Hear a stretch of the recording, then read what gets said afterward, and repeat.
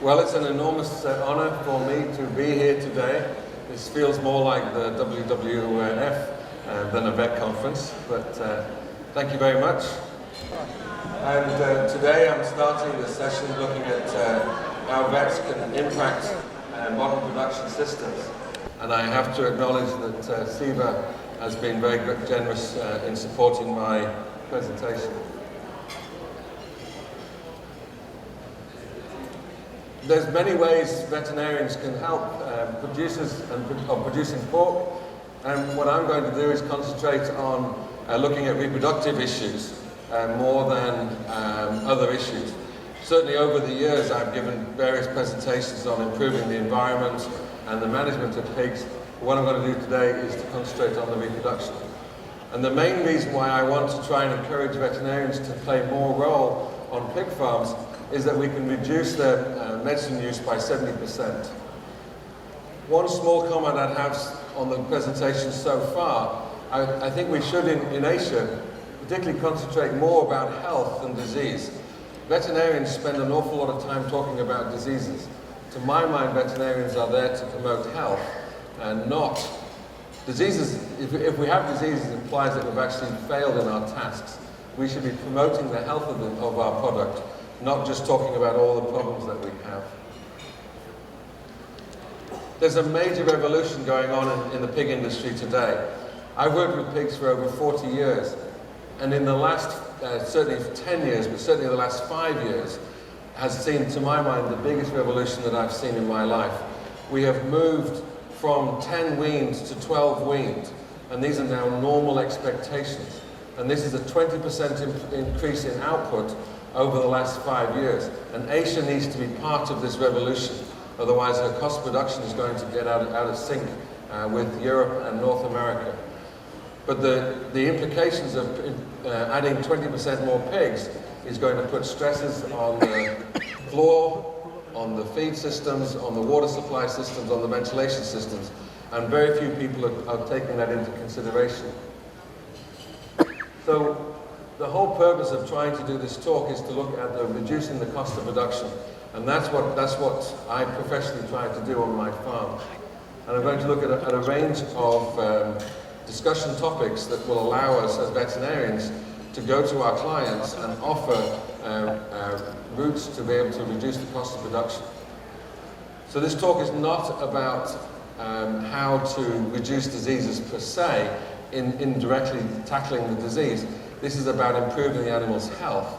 And if the animals are healthier, they themselves will look after a lot of these diseases. So we're going to look at it after batching and achieving all in, all out.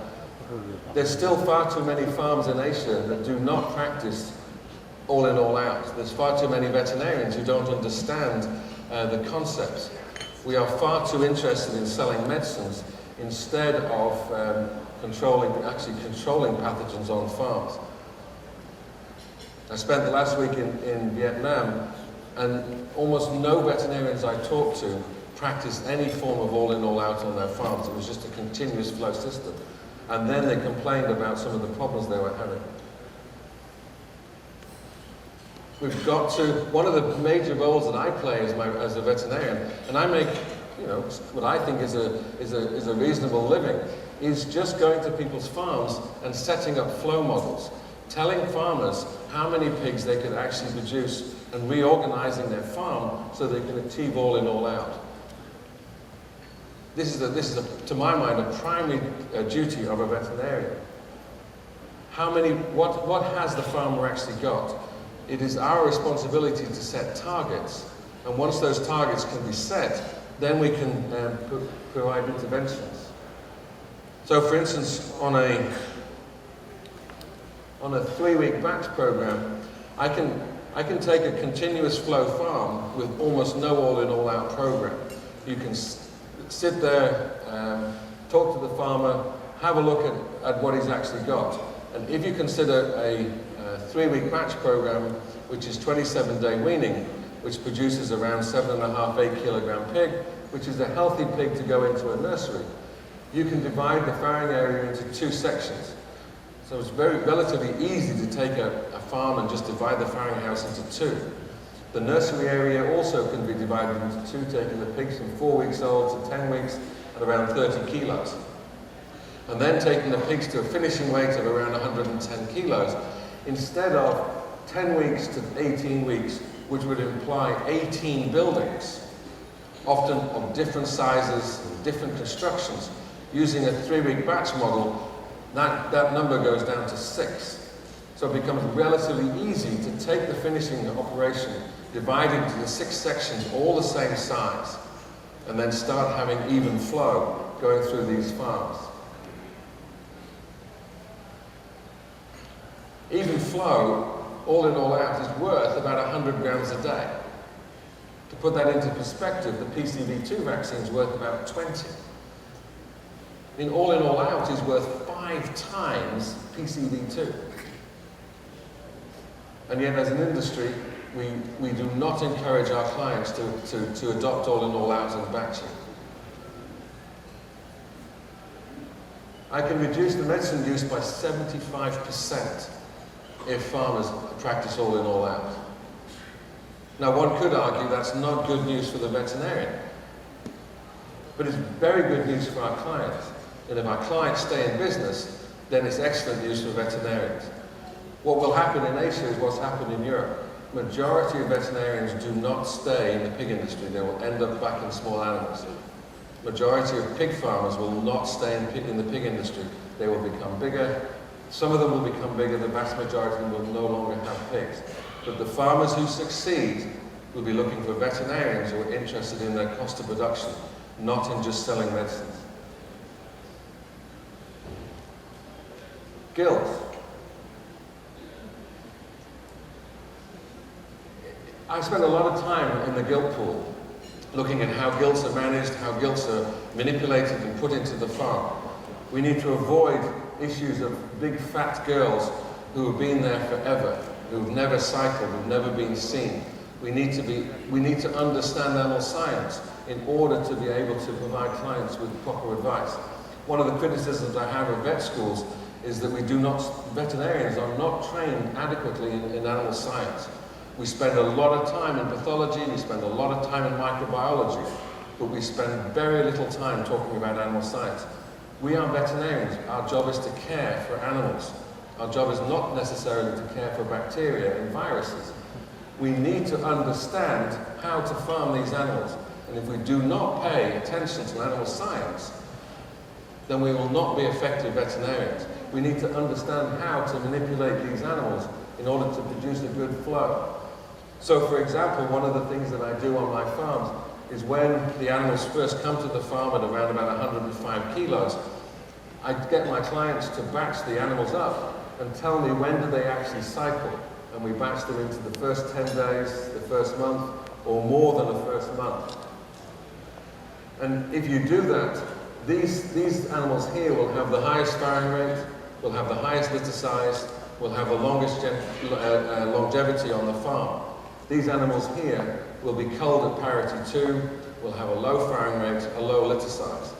This is something that can be determined within the first month of that gilt arriving, if the veterinarian and the farm manager organizes the farm.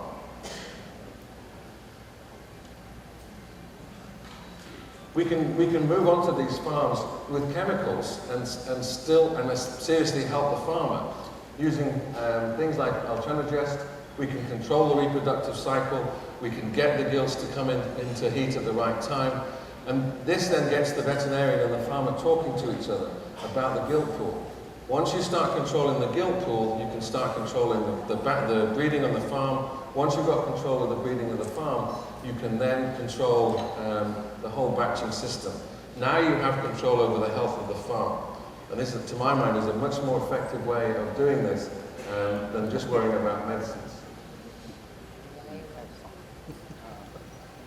And if you do control, if you have more control over the gilt pool, then clearly what you find from the client's point of view is you need less gilts. If you have less gilts, you end up requiring less feed in order to feed them. You're going to hit your breeding targets, you're going to have less empty spaces. And all of this, again, is about cost of production. Breeding disciplines. One of the ways I have managed to get onto my farms and to be able to provide good advice to my clients is to talk a lot about breeding, is to teach farmers how to use artificial insemination, how to be able to understand the signs of estrus. It is still disappointing how many clients really do not understand the basic mechanisms. We've been taught in anatomy, we've been taught in physiology. You understand how the system works. I'm a doctor. What does that mean? In Greek, it means teacher. It does not mean physician. You are not trained as a physician. You are trained as a teacher. And we should be out there teaching our clients how to do the job. And having systems where you have good boar control, we can now design breeding systems that will allow me to breed 50 sows an hour. 50 sows an hour means that herd sizes and breeding is not a constraint. And this is important to be able to understand all this if you're going to get your clients to go into batching. I have a farm at the moment in China. We are talking about designing 750 sows a batch in order to produce 10,000 pigs a batch. And they do not expect high medicine usage in these animals. They're going to expect an all-in, all-out program. What sort of impact have we had providing some of these training programs? Here is the farm when we started with pretty dreadful reproductive results. And the first 90% is always easy. So we end up, we provided some training in the anatomy and the physiology, showed them how to do some breeding. Things improved, but I really wasn't overly happy with the results. It was still below the 80%. We then introduced boar control programs and better understanding of the estrus cycle, introduction of gilts being proper, and now we've managed to get the breeding to over 85%. And these numbers are becoming very common in North America and in Northern Europe, where breeding is becoming an expected 85% or more success rate. And the main thing that in using this technology is to reduce the time to mate, and it's been producing good breeding teams. We've talked a lot about breeding, and one of the things that has interested me over the years is the progressive reduction in the number of matings that's required in order to get these animals pregnant. Historically, when I was a boy, we would mate 3 or 4 times in order to get animals pregnant. Now we are down more consistently to just mating them twice. And this is because of a better understanding of the physiology of the reproductive cycle. Recognizing that the sow that comes into heat first will have a longer duration of estrus than a sow that will have a shorter duration of estrus. Then understanding that ovulation occurs 70% of the way through standing heat and is not, so it is fairly predictable. If it is fairly predictable, you know when you need to put the semen. The semen needs to be in the reproductive tract 24 hours before ovulation. The eggs will only last for 6 hours. If you understand some of this basic physiology, you're then able to design for your clients breeding systems. And these breeding systems become very simple, where we basically mate twice, AM, and particularly concentrating in the morning, because in Asia it's far too hot. What this system also tells us is that when you wean on a Thursday, there is no requirement to heat check on Friday, Saturday, or Sunday. You can just go straight in on Monday morning and breed whatever's in heat, highly successfully. And using these systems, as I say, we are getting our above 85% firing rates. We're getting our litter sizes to be above 14, which means that we have pigs around so that we can start weaning 12. One of the other things I'm doing on farms in order to achieve this is looking at feeding routines. A lot of Asian farms feed the sows twice a day. Why? particularly when we have an awful lot of systems that are not automated. That's creating an awful lot of work. I feed my farm, my gestating sows once a day. Now, should it be in the morning or the afternoon? The pig doesn't care. The pig is supposed to eat all the time during the day. If you're going to feed it in the morning or the afternoon, both of them are artificial. We feed them in the afternoon because mating can be done in the morning. So we're now feeding once in the afternoon at 4:30. This then allows the sow all night to eat if she wants to, and it means that during the hot part of the day, there is no food in front of her. One of the problems that I have with Asian farmers is if you do tend to feed the sows, try to feed the sows during the hot part of the day. We need to become a lot more real. It's far too hot in Asia to start feeding sows at 12 o'clock in the afternoon. If you accept that as a concept, then that allows the veterinarian to get into the farrowing house and start reorganizing the breeding, reorganizing the feeding, so you can maximize the weaning weights. These are the type of things that I think a veterinarian should be doing, not just selling medicines. We're now moving towards single serving, because single serving gives me two major opportunities. The first is that it obviously reduces time. But the most important thing is that if you take a bag of semen, historically what we would have done with a bag of semen is we wanted the bag of semen to give me a pregnant sow with some babies. Well, that's no longer the case. That's no longer the priority. I class that as inevitable. All the breeding companies will give you good farrowing rates and good litter size. What we need to be doing is moving towards that bag of semen is worth food conversion. It's worth growth rates. It's worth carcass conformation. It's worth carbon. One of the speakers this morning talked about the fact that we need to become more aware of our responsibilities in terms of climate change. We are responsible for feeding 46% of this meat protein on this planet. If we have that responsibility, we need to do it so that we do not destroy this planet. Now, if we single serve, we can start concentrating on getting the best quality boars for food conversion and carcass quality. And we single serve effectively. If you understand how this breeding program works, you can single serve just on Tuesday, Wednesday, and Thursday. And we're moving even further forward, whereby chemically giving a GnRH injection or with a intravulval cream, we were able to single serve just on a Tuesday, the whole farm. This is going to revolutionize the pig industry. Because if I single serve, I can even start throwing in genes that might allow me to have better immunity. And what results have we got? Effectively 4,000 sows on each of these two plans, and what we have is exactly the same. On the studies that we've done, there's been no benefit in double serving. And I say, if this technology is proven, then it will lead to a new revolution in the way that we farm pigs.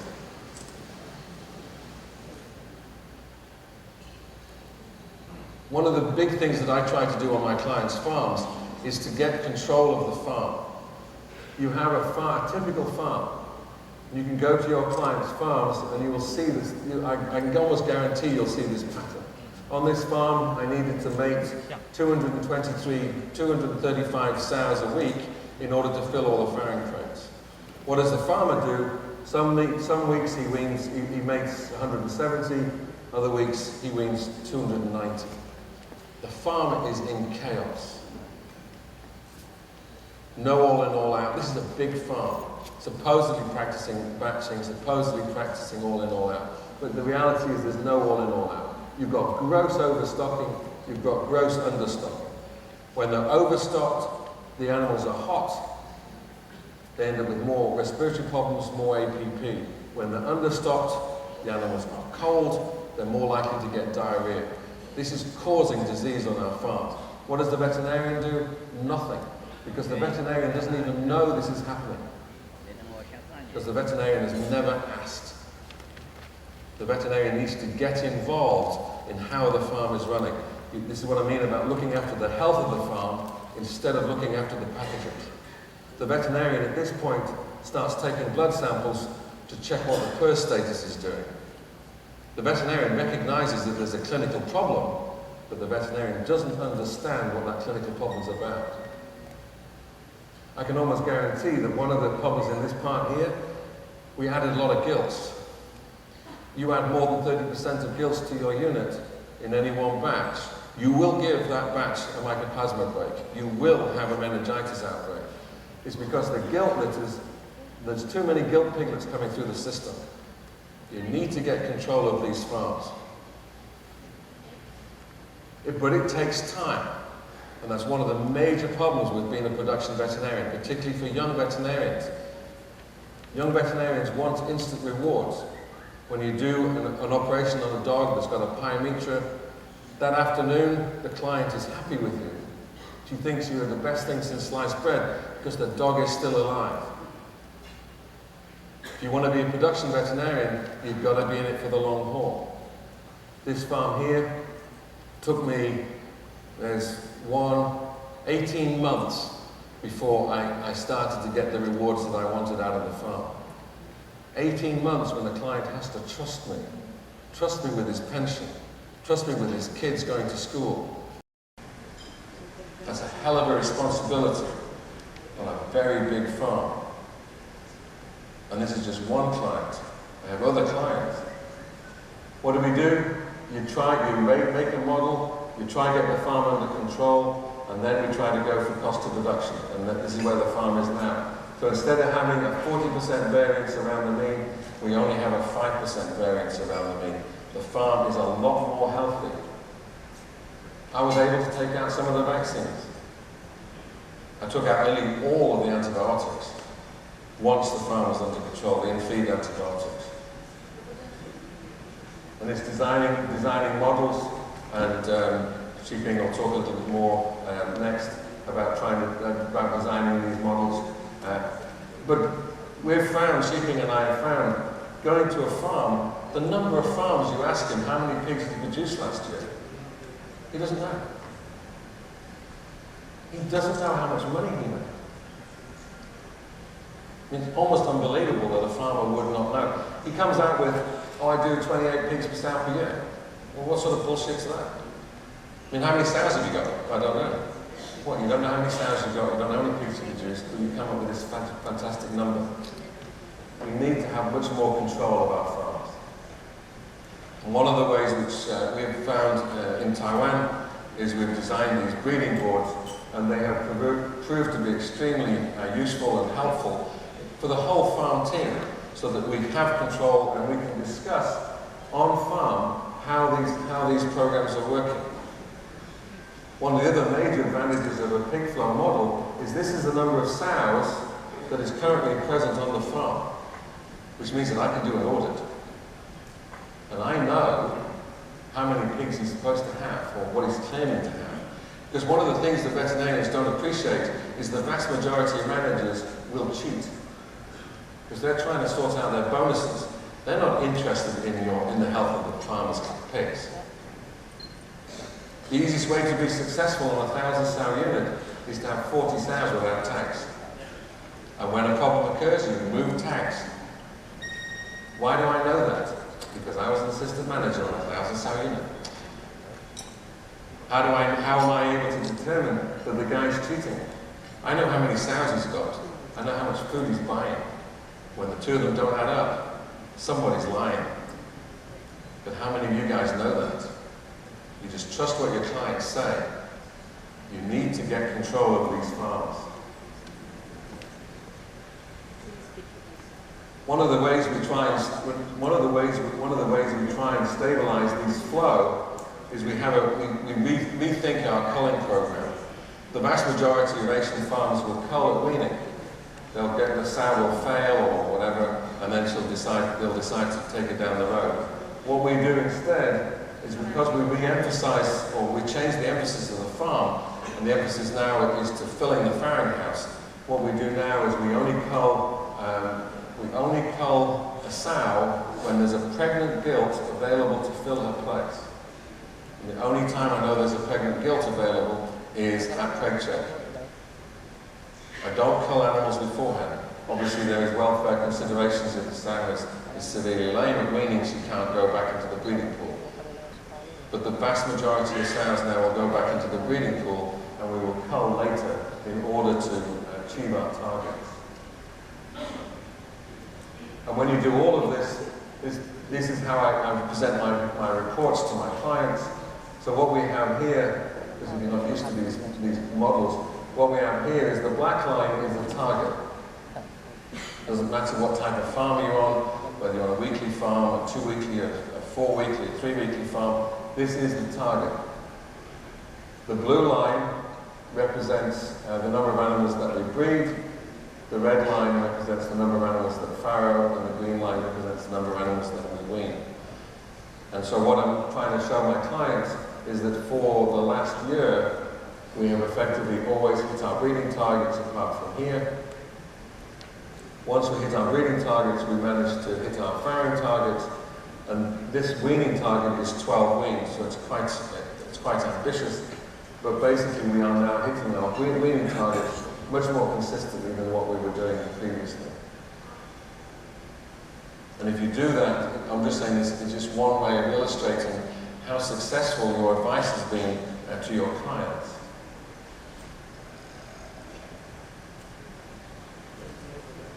$12 weaned per batch farrowing place. Hopefully I've given you some indication of the concept of a batch farrowing place.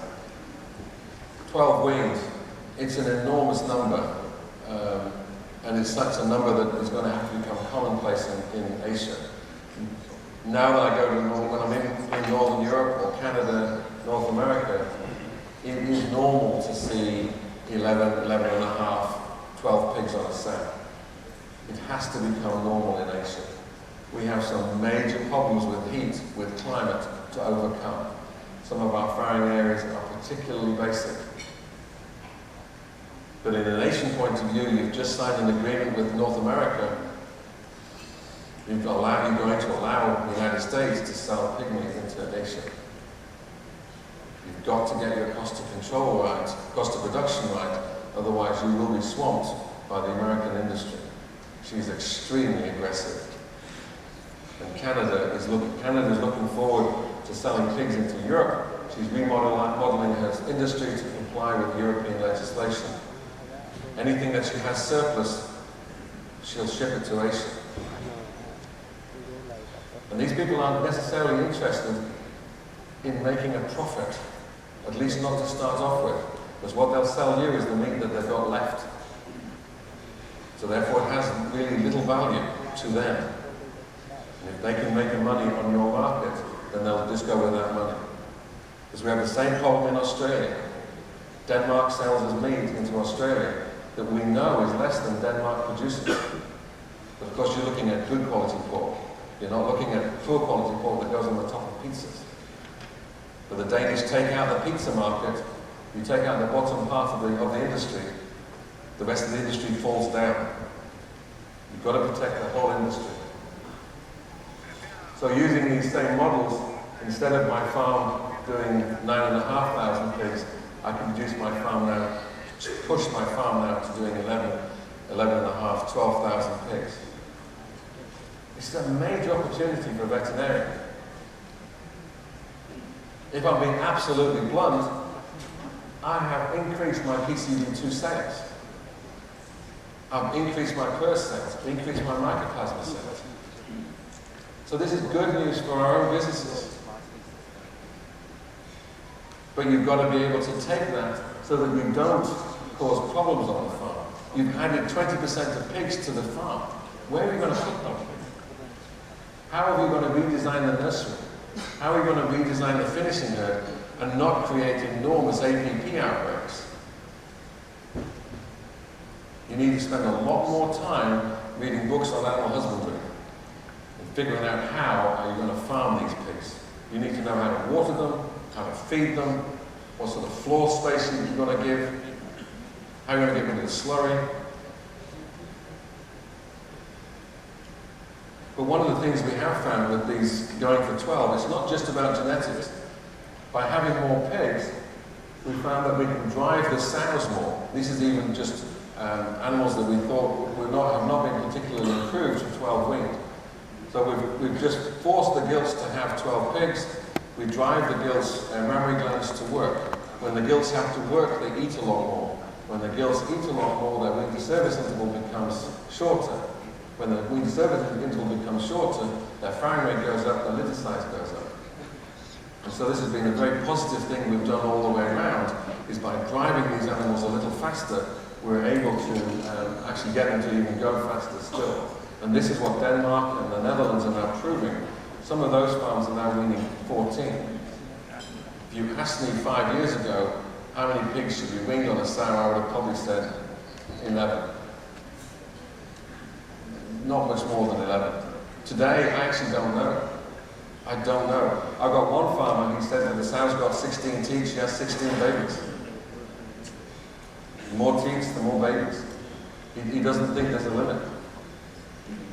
If that is true, then there is other, not problems, but there's other dilemmas that we're going to have to face and overcome. I don't know how many of you, I'm presuming maybe most of you do intervalval injections, but one of the things that I've found on farms, which has been a nice thing to do, is to sort of advise the clients that if you inject intravulva, the prostaglandin or the oxytocin, you can half the dose rates. And I've had farmers look at me and they said, "Look, that's affecting your bottom line." I said, "I don't care. I mean, I'm only interested in your business." And farmers love you saying that. I mean, oxytocin and prostaglandin really isn't that expensive. It's not that important to my bottom line. But by changing the technique, I've saved the guy a few pennies. And the farmers are very grateful for when you do something like that. And so, using, for instance, the prostaglandin, I can use half a dose of prostaglandin, or I can use 2 injections at a quarter dose and get my control of breeding. But encouraging farmers to adopt split suckling. If you're going to have these very large litters, I seriously encourage you to do split suckling so that you have better control over the colostrum intake of these piglets. This is a fundamental piece of training that veterinarians can provide. You can train these people, you can audit the system, you can then, when you walk around your farms, you can talk about this type of stuff. And this is how I make my living. I do not make my living selling tetracycline. I make my living selling animal husbandry. 100 kilograms per batch farrowing place. Again, 5-10 years ago, I would have said you crazy. There's no way you could create 100 kilos of pork out of the farrowing place. The industry probably would be around 65 to 70 kilos. If you take 10 pigs weaned, average weight is 7, therefore that's 70 kilos. I'm expecting my targets are 12 pigs at over 8 kilos. That's an enormous amount of meat. Just to show that it can work, this is results from a Canadian farm over 18 months. Over 18 months these guys have been doing this. We haven't done it for every parity, but certainly the second, third, and fourth parity, we're able to wean over 100 kilos per sow. I've had one sow with 13 pigs, gave me 125 kilos of pork. Now, when I was in Vietnam last week, trying to talk about this to several hundred farmers, they sit there sort of shaking their head, thinking it's unbelievable. We achieved this in Taiwan. Not all the time, not all the sows, but we are starting to get the farmers now are beginning to accept that they can have 12. They're accepting the fact that they can have 7.5 kilo pigs. Some of our very best farmers who are now feeding late in the evening or even overnight in the farrowing house when it's cool, getting the water supply right, getting the disciplines right, they're weaning close on 100 kilos. We certainly have individual sows doing it now. Once you start having individual sows, it gets up 50% and ends up being everybody. So in conclusion, to my mind, there's a major revolution in the pig industry. This revolution is, and I have to give the Danes their credit, the revolution has been driven out of Denmark with a rethink in terms of the numbers that we can wing. Over the last 40 odd years I've farmed pigs, as I say. I've always accepted 10 as to being a target. Now I have to accept 12. The Danes would argue we could even push it even further, but I'm sticking with 12 for now. By feeding the sow properly, I can get 100 kilos of pig meat. These are major changes in the pig industry, and it needs the veterinary profession to change with it. We need to become purveyors of health, not treaters of disease. The take-home message which we've tried to push, certainly in Taiwan, has been to plan the farm. That's what the veterinarian's job is to do, plan the farm. Be a doctor. Teach the people how to farm, and then you audit the farm. We then farm the plan, and our job is to farm the plan. We live in a new world. And I'm serious. If you want to keep selling medicines, if you want to keep just selling drugs, antibiotics, that world no longer exists. If you go to Europe, that world is already heavily destroyed. You're going to have to start thinking about being health professionals, of which we have to put a lot more emphasis into our medicine, into our vaccines. If you're going to have vaccines, you better understand how a fridge works. Because if your fridge doesn't work and you freeze your vaccines, you no longer have a preventive medicine program. This is Saturn.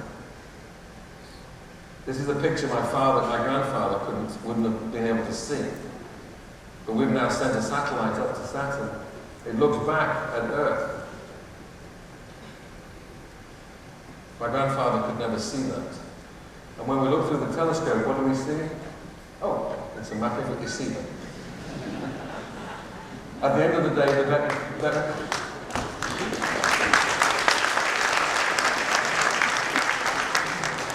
At the end of the day, the veterinarian does need to know which side the bread is buttered on, and be very grateful for the people who sponsor him to give presentations.